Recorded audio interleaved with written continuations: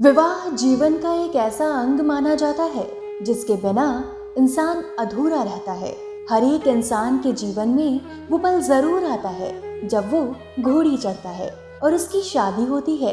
लेकिन क्या आप जानते हैं कि शादी विवाह हर इंसान के भाग्य में नहीं लिखा होता। कई बार तो हमने ये भी देखा है कि कुछ लोगों की शादी जल्दी हो जाती है तो कुछ लोगों के विवाह में काफी अड़चनें आती हैं। इसके अलावा कुछ लोग ऐसे भी होते हैं जिनके भाग्य में शादी जैसा सुख लिखा ही नहीं होता।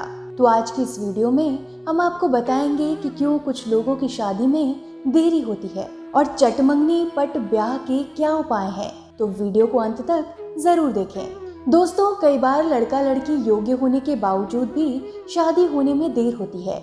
इसके पीछे बहुत से कारण होते हैं। ज्योतिष शास्त्र के अनुसार कुंडली में दोष होने से शादी में अड़चनें आती हैं। कई बार मंगल दोष या शनि की दशा खराब होना भी देर से विवाह का कारण बनता है। तो चलिए जानते हैं कि शादी में हो रही देरी से कैसे छुटकारा पाया जा सकता है। नंबर 1, ज्योतिष शास्त्र के अनुसार कुंडली में मांगलिक दोष होने पर शादी में बाधा आती है। मांगलिक दोष के कारण आने वाली बाधा को दूर करने के लिए आप मंगलवार के दिन व्रत रखकर हनुमान जी की पूजा अर्चना करें। पूजा के दौरान हनुमान जी को गेहूं के आटे और गुड़ से बने हुए लड्डू का भोग जरूर लगाएं। रामायण के बालकांड का पाठ करना भी आपके विवाह में आ रही देरी को दूर करेगा।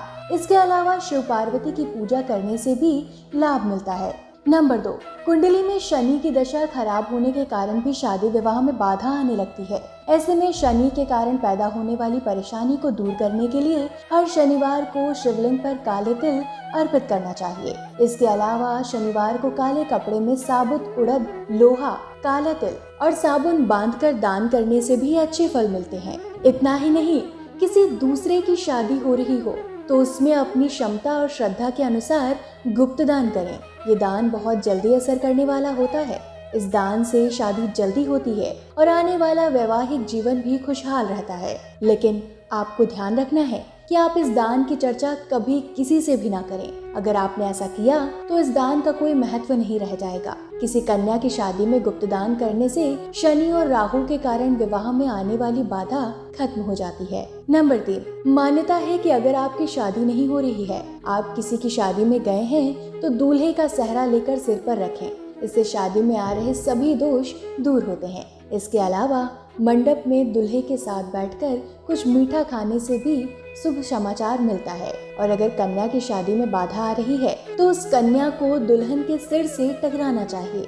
इसके अलावा जिस कन्या की शादी में बार बार बाधाएं आ रही हों, उसे रात में तांबे के पात्र में जल भरकर विष्णु भगवान की मूर्ति या तस्वीर के सामने रखना चाहिए और सुबह ब्रह्म मुहूर्त में उस पात्र को लेकर खुले आकाश में चले जाएं। इस पात्र में रखे जल से मांग भरें और वापस पात्र को भगवान के सामने रख दें। इस बीच कोई टोके तो कुछ न बोलें। 1 महीने तक ऐसा करने से विवाह के योग मजबूत हो जाते हैं। नंबर 4, ज्योतिष शास्त्र में कहा गया है कि जिसके गुरु मजबूत होते हैं उनके विवाह में देरी नहीं होती है।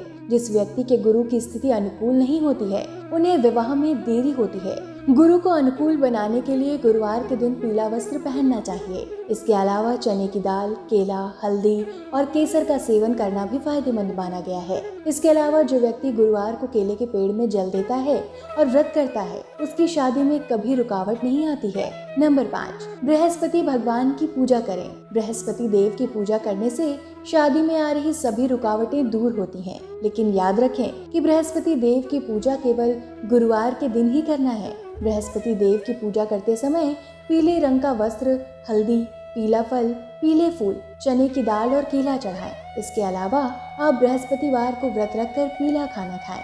अगर आप महिला हैं तो अपनी सहेली या रिश्तेदार द्वारा शादी में पहना गया जोड़ा कुछ देर के लिए पहन लें।